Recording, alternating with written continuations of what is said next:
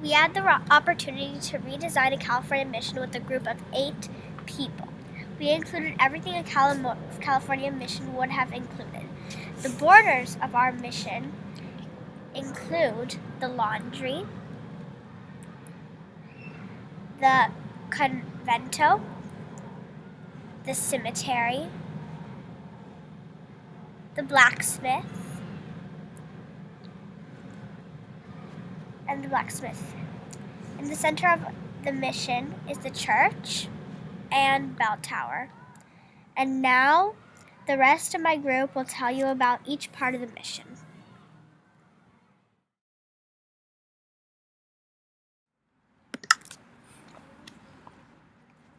Hi, my name is Rishi, and I'm going to talk about the church. The church was the main part of the mission. That was where baptism, weddings, and other ceremonies were held. In addition, the church was one of the few buildings that's lavishly decorated. I'm now going to show you a tour of the church. First, I'm going to show you the baptism pool. This is the pool where the holy water was stored and babies were baptized.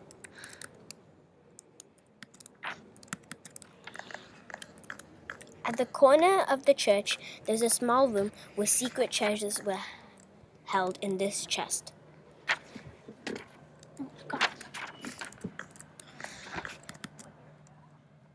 As you can see, there were many rows of seats for people to sit in the church.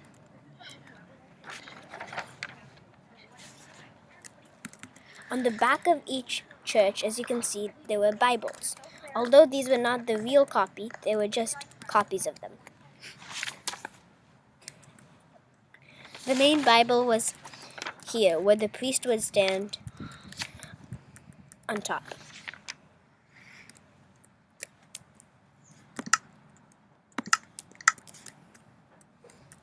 Stained glass windows were used to decorate the church. And that concludes the tour of the church. Hi, I studied the mission bells. The mission bells were rang for many purposes. Without mission bells, the neophytes would not know what to do. This is why they are so important. For your information, neophytes are newly baptized Native Americans. The bells were rang to let the neophytes know when to wake up or go to sleep, and for every meal they were rung. Mission bells were also rung for occasions such as Christian holidays, marriage, or if there was an attack on the mission, they would know. Each bell had a different sound so the neophytes did not get confused on what it was happening.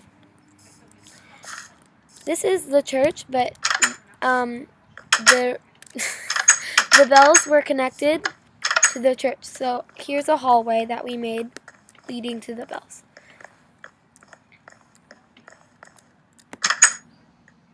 As you can see, it's very dark in here. They didn't really illuminate it much. And I will go to the top where our bell is.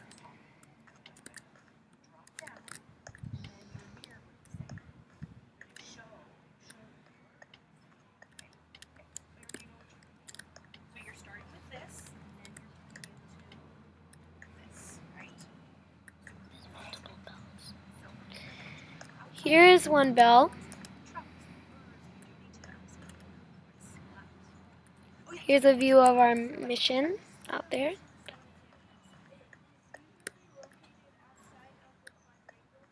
Here's another bell. This is the biggest bell. This is the main one, probably for going to sleep or waking up.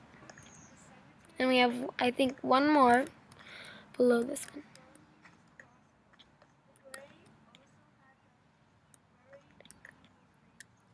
Yeah, this one. Here's one. So that concludes our Mission Bell tour. The cemetery was located next to the church. The walls of the cemetery were adobe. I'm gonna go to the front of the church, I meant the cemetery, so we get a good look at it.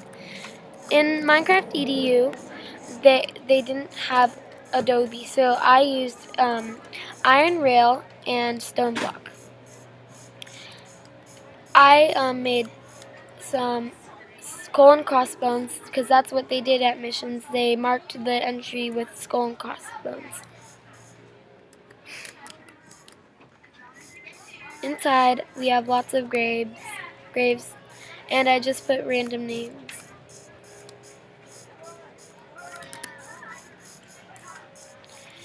Here is a. This was where a padre would usually be buried. They would be buried in like a nice wooden box under the floor. And here's some books, torches.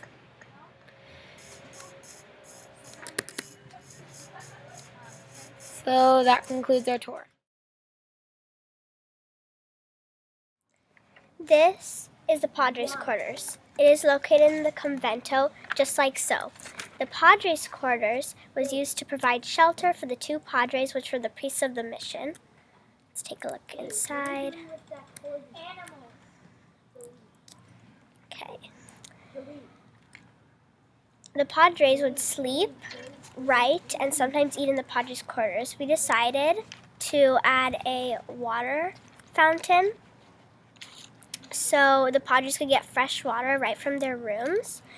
And we decided to add a bathroom right over here. It's a bit dark, but a bathroom so they could bathe. And we decided to add a picture for decoration, a chandelier for light, and a food supply. Oh, jeez. Food supply for the Padres, so the Padres can eat in their rooms. We kept the bed and writing table, but changed it a bit. So instead of putting 2 beds for both Padres, we put 1 bed, so the 2 Padres can both sleep in one. And the writing table we made a bit bigger. And then the building is usually made of adobe, but adobe walls and floor. But we changed it because there is no adobe in Minecraft, so instead we made the walls of sandstone and the floor of wood. We use sandstone for the roof as well.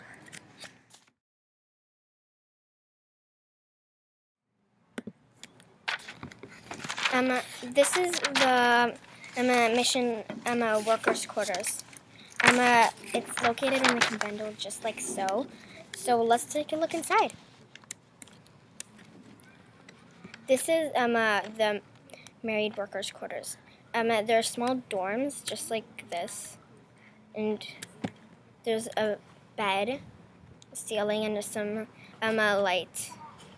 The workers' quarters purpose is to provide shelter and heat for the workers. This is the unmarried workers' quarters. They also have a plain little bed. This is also made for providing shelter and heat for the Native Americans or the workers at the mission.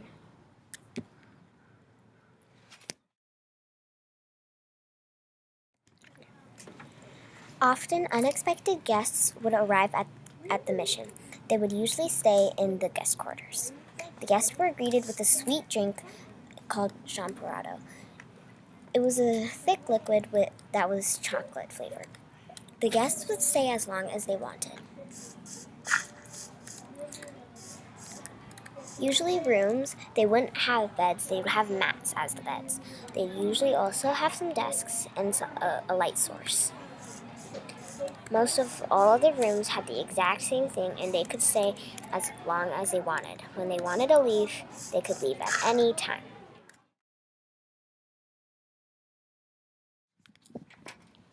This is the mission laundry. It's located outside the mission, just like so. It's located outside. It's located outside so that because people bathe in there and they wash clothes too. They also use it as a water source sometimes. So this is the laundry. They have a water source right there so that they can provide water for the laundry itself. They use this water for the hydrating and giving the cattle some water.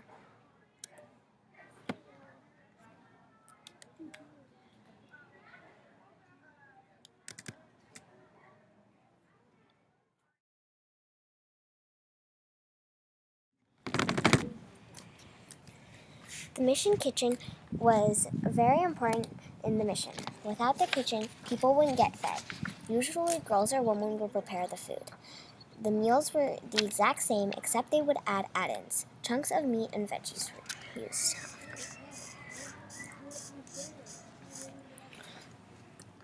Over here are the tables where people were served their food.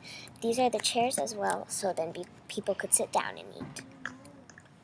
Over here is our tortillas, and we would plop them in the fireplace over here so they would cook.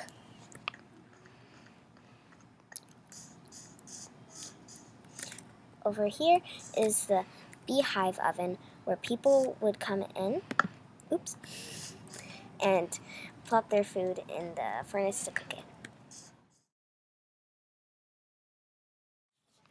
Over here is the Mission Winery. The Mission Winery is usually located next to the Mission Kitchen. The winery was for planting grapes for wine. When the grapes were fully grown, the people in the mission would smash them to make wine. Over here is the wine that were fully ready to drink. And here are the barrels that people put the grapes in to make the wine. And over here is the grapes that were being mashed. People would usually stomp on them with their feet. Here we have some vineyards that had grapes that were still growing.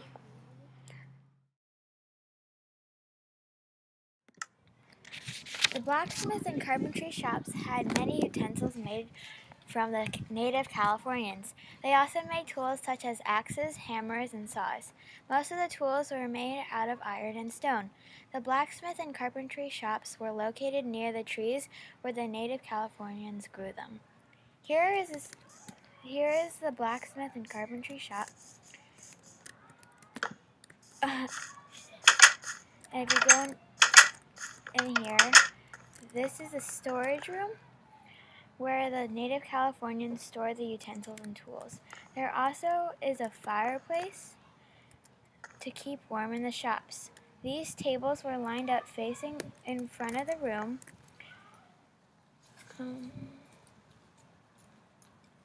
So that the people working there took their orders from the leader. There also was stained glass windows to let light in the workshop.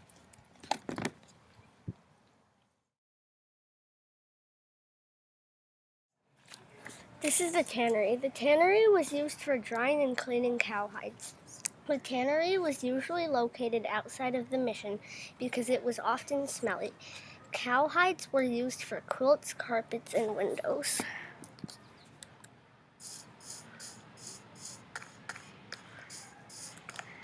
This is the water they placed in the tannery to clean the cow skins because often they had germs on it after they slaughtered the cows. Here are some cow skins that were not fully clean yet and were waiting to be dried and cleaned.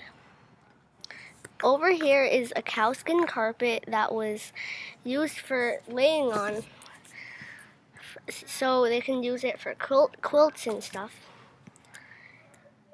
These are some tools and weapons to slaughter some cows and other cattle. And here are the leathers that were on the wall.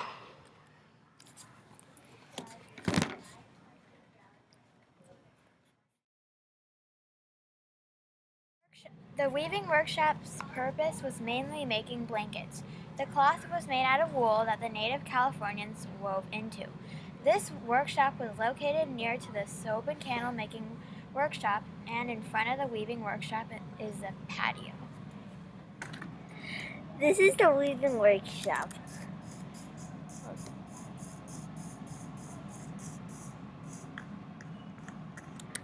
Over here, and are some tables that the native Californians used to weave, and the walls were made out of smooth sandstone. The roof was made out of wood, and there are a few torches that the soap and candle making workshop made, so there's light inside the weaving workshop.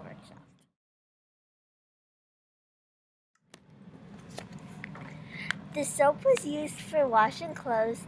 When the soap wasn't used, they were stored in containers. A fun fact is that Mission San Gabriel held over 2,500 gallons of soap. Candles were dipped in many layers of tallow, and also the soap and the candles both used raw ingredients. And now we're going to go inside.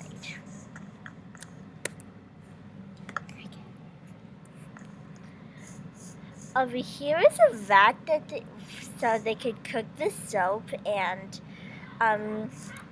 over here is where the tallow was. The candles were dipped in the tallow, and here is where the soap was stored in the containers. And I made the containers white so you can see the soap.